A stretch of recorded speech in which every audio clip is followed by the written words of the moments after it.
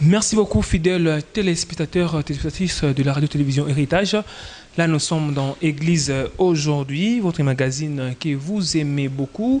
Aujourd'hui, j'ai reçu pour vous un homme de Dieu, Pasteur James.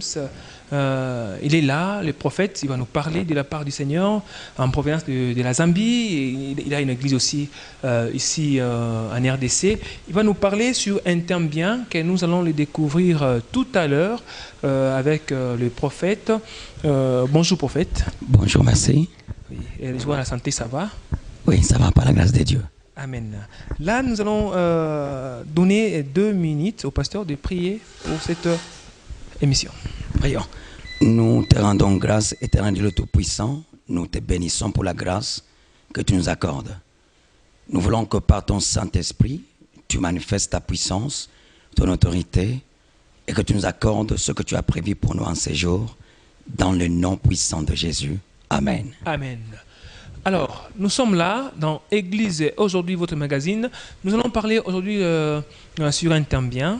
Nous allons défiler tout au long de cette émission.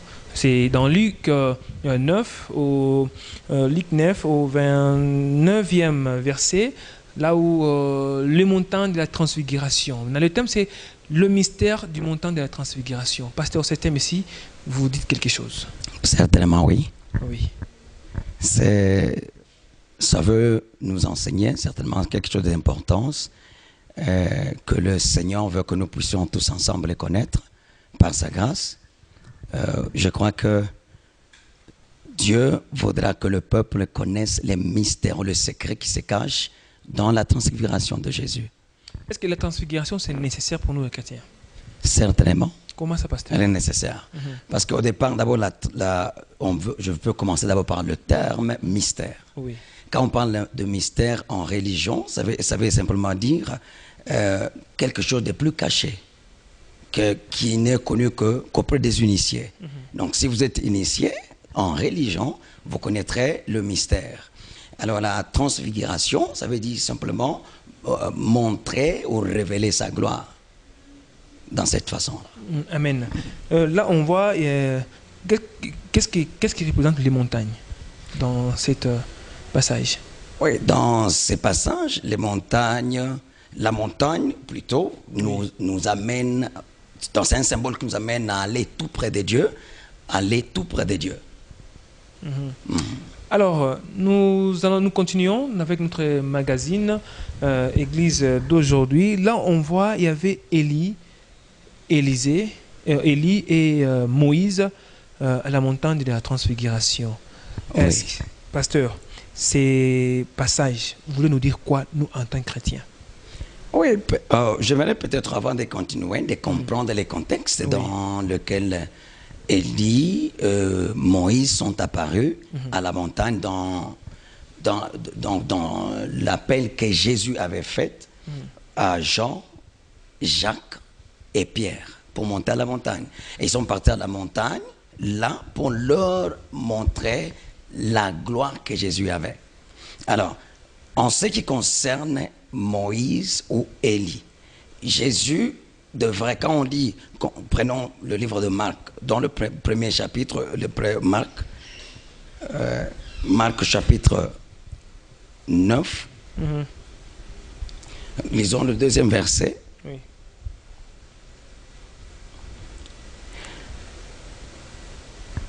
Une minute.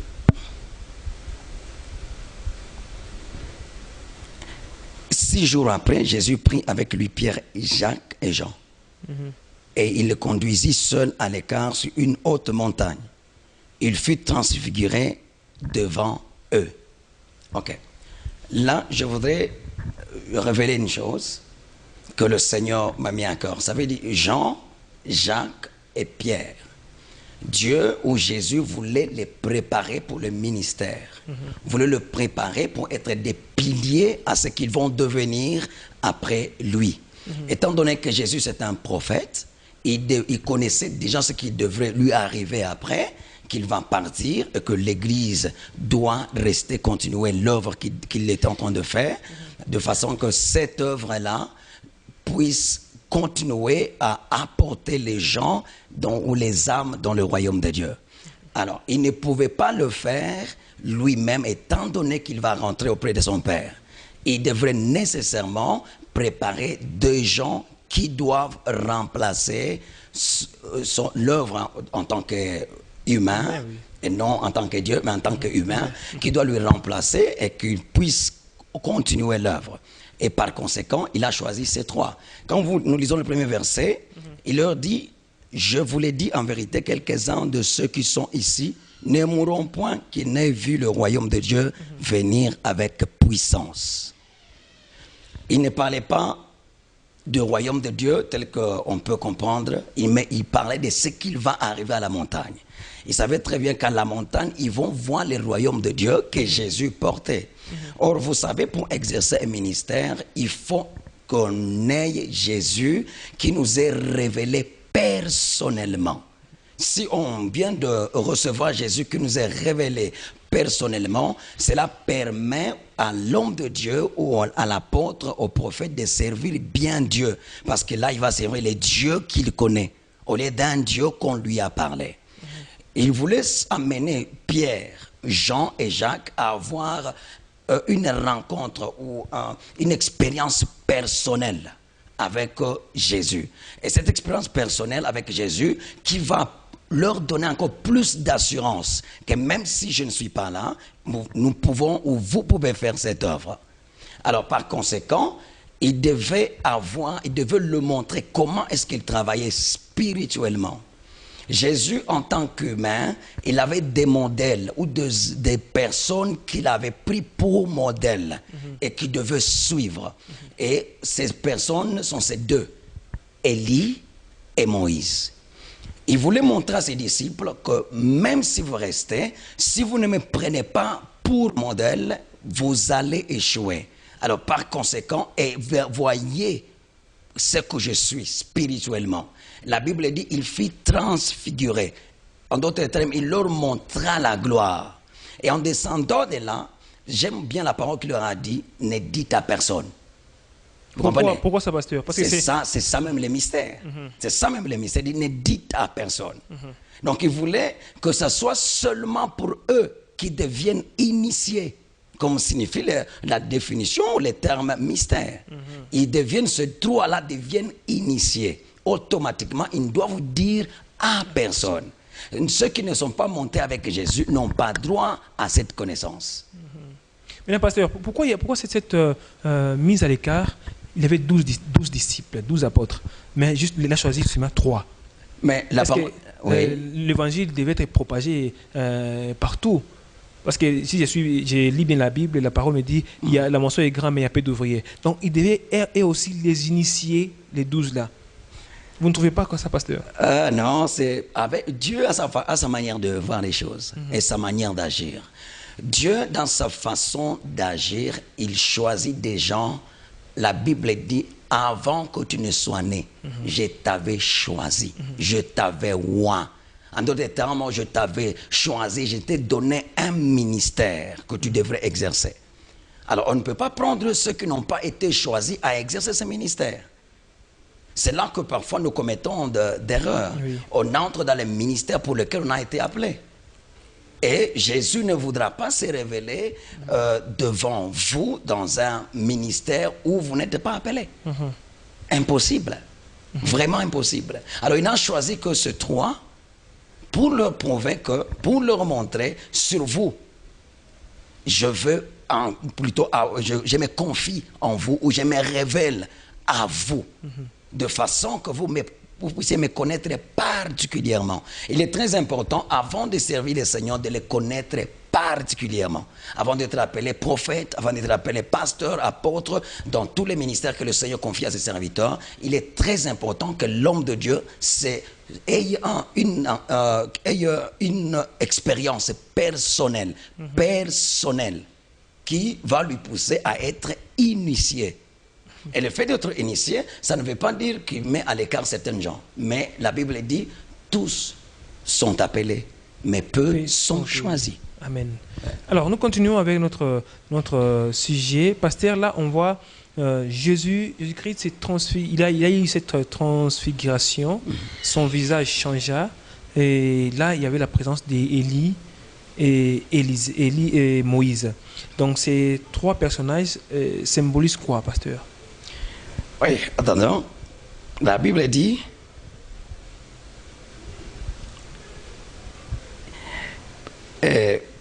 Pierre prit la parole, dit à Jésus, il est bon que nous soyons ici, dressons trois tentes, une pour toi, une pour Moïse, une pour Élie. Donc ce sont là trois personnes, Jésus lui-même, Moïse et Élie. Alors, Pierre a dit ceci, ce n'est pas par révélation, mais parce qu'il a été étonné. Il ne pouvait pas comprendre ce qui s'est passé. Étant donné que son expérience dans le monde spirituel était, je peux dire, c'était sa première fois de voir Dieu se manifester en Jésus de cette manière, la manière qui est différente d'autres fois qu'il a connu Jésus, qu'il a vu Jésus pendant qu'il était avec lui chaque jour. Alors, il sait même au point où il a dit qu'on est simplement trois tentes. Amen. Amen. J'espère qu'à ce niveau, je vais me focaliser plutôt sur Moïse et Élie. Oui. Vous allez trouver que Jésus, ce qu'il voulait, il voulait dire, moi, quand j'ai fait mon ministère, j'ai un modèle. Et ce modèle, le premier, c'est Moïse, et le deuxième, c'est Élie. Ce sont là les modèles spirituels. Et pourquoi il les a pris pour modèle? Parce que Élie et Moïse avaient presque la même vision ou la même mission. Élie avait pour mission de prendre les gens, les ramener à la vraie connaissance de Dieu, d'arrêter d'adorer Baal ou d'être idolâtre, mais plutôt de changer d'avis, d'aller vers Dieu. Amen. Moïse avait la même mission de prendre les enfants d'Israël, de l'Égypte vers la terre promise. En d'autres termes, aller vers le vrai Dieu qui devrait normalement servir et en les faisant sortir de l'esclavagisme. Alors à ce point-là, Jésus, sachant aussi la mission que le Seigneur lui avait confiée, il devait automatiquement, avant de continuer, se connecter à l'esprit par laquelle Moïse servait Dieu et par laquelle Élie aussi servait Dieu. Et lorsqu'il s'est connecté à cet esprit, personne ne connaissait que pendant tout ce temps qu'il travaillait sous l'inspiration de deux personnalités, c'est Moïse et Élie. Alors, ces gens que je vais laisser la mission, s'ils ne comprennent pas ce que je fais, ils m'oublieront facilement. Alors, il faut que je les amène à un endroit où ils vont me connaître de façon que eux aussi, et ils commenceront à me voir tel que moi je peux voir Moïse et Élie. Alors, nous continuons avec notre magazine Église d'aujourd'hui. Là où vous suivez déjà, le pasteur James est en train de nous donner de révélations sur le thème mystère. Alors, pasteur, là nous voyons cet passage, cet verset biblique, cet mystère de transfiguration. Maintenant, nous, en tant que chrétiens, qu'est-ce que ça peut nous servir dans l'Église d'aujourd'hui? Beaucoup de choses, comme je l'ai dit. Oui, par exemple. Et je veux d'abord faire comprendre pourquoi j'ai dit beaucoup. D'abord, la première des choses, c'est connaître soi-même. Se connaître avant de s'engager. On doit connaître qui je suis. Qui suis-je? Quel est l'appel que j'ai reçu? Je suis appelé à faire quoi? Suis-je un prophète, un pasteur, un évangéliste? Suis-je un docteur ou un enseignant, voulais-je dire? Dès que je connais, et directement, je dois regarder sur le plan spirituel. Qui sont ceux qui ont opéré dans ces domaines? Et ces gens qui ont opéré dans ces domaines, qu'est-ce qu'ils ont fait? Si je trouve que les 2 ou 3 personnes qui ont opéré dans mon appel sont là, je dois les prendre pour modèle, qu'ils commencent à m'inspirer. Comme Christ dit, soyez mes imitateurs. Voilà, soyez mes imitateurs. Comme Paul dit, soyez mes imitateurs. Donc, oui. Qu'ils commencent à m'inspirer. Et c'est à partir de cette inspiration que je serai fortifié, que je serai capable de continuer. Amen. Vous savez, si on n'a pas de vision, si on n'a pas d'objectif, on n'atteindra aucun niveau donné. Amen. On ne peut atteindre un niveau donné que si on sait où on est en train de partir, si on connaît très bien la destination. Il est très très important, connaître la destination, connaître qui je suis et la destination, c'est ce que j'appelle la vision. Dès que j'ai la vision, et directement connaître qui sont des personnes qui ont opéré dans cette vision. Parce que rien n'est de nouveau sur le soleil. Amen. Si Jésus lui-même pouvait d'abord chercher qui sont des personnes qui ont opéré dans la vision, dans la mission qu'il avait, il a découvert qu'Élie, Moïse ont opéré dans la mission qu'il avait. Il devait automatiquement aussi commencer maintenant son œuvre. Il savait très bien qu'ici, je vais étudier la loi de Moïse, je vais étudier Élie, et je vais comprendre comment il s'était comporté. Et par là, ça évite aux chrétiens de commettre des erreurs. Nous commettons des erreurs, c'est parce que nous n'avons pas d'inspiration. Et c'est parce que nous n'avons pas de révélation. Étant donné que nous n'avons pas de révélation, nous allons commettre des erreurs. Parce que vous n'êtes pas le premier au monde à commencer quelque chose. Il y a toujours des gens qui ont déjà commencé cette œuvre. Même l'évangile que nous prêchons aujourd'hui, elle a commencé avec des apôtres qu'on est en train de citer ici. Aujourd'hui, elle nous est parvenue par le moyen de gens ou d'autres personnes, telles que Paul qui a ouvert l'évangile à nous païens.